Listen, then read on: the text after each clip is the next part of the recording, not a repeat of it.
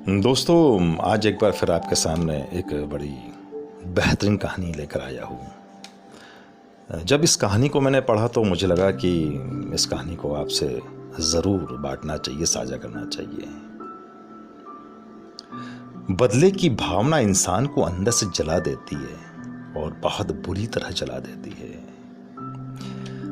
दक्षिण अफ्रीका के राष्ट्रपति बनने के बाद एक बार नेल्सन मंडेला अपने सुरक्षा कर्मियों के साथ एक रेस्टोरेंट में खाना खाने गए और लाजमी है कि सबने अपनी अपनी पसंद का खाना ऑर्डर किया और खाने का इंतज़ार करने लगे। उसी वक्त मंडेला जी की सीट के सामने वाली सीट पर एक व्यक्ति अपने खाने का बड़ी बेसब्री से इंतज़ार कर रहा था और मंडेला जी ने उस व्यक्ति को देखा और अपने एक सुरक्षाकर्मी से कहा कि जाओ उस व्यक्ति को यहाँ बुला के ले आओ। और ऐसा ही हुआ, उस व्यक्ति को बुला लिया गया। खाना आने के बाद सभी खाने लगे। अब वो आदमी भी अपना खाना खाने लगा, पर खाते वक्त उसके हाथ कांप रहे थे।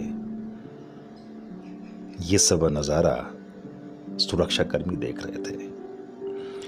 खाना खत्म कर वो आदमी चला गया और उस आदमी के जाने के बाद मंडेला जी के सुरक्षा अधिकारी ने मंडेला जी से कहा कि शायद वो व्यक्ति बहुत बीमार था, खाते वक्त कांप भी रहा था और उसके हाथ लगातार कांप रहे थे और वो बहुत कमज़ोर दिख रहा था। मंडेला जी ने कहा, नहीं, ऐसा नहीं है।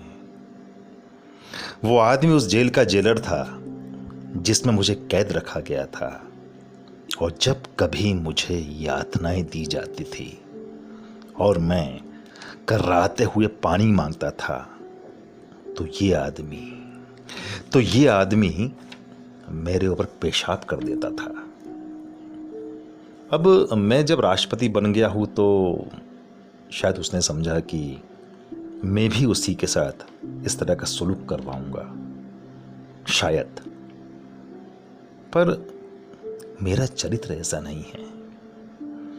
मुझे लगता है बदले की भावना से काम करना विनाश की तरफ ले जाता है और वहीं धैर्य की मानसिकता हमें विकास की ओर ले जाती है। बस दोस्तों, ये कहानी आपसे साझा करने का यही उद्देश्य था कि बदले की भावना हमें अपने विचारों का गुलाम बना देती है और हमारी सोचने समझने की शक्ति सब खत्म कर देती है। इसलिए आप किसी भी तरह के विचारों के गुलाम ना बने और बदले की भावना कदापि ना रखें।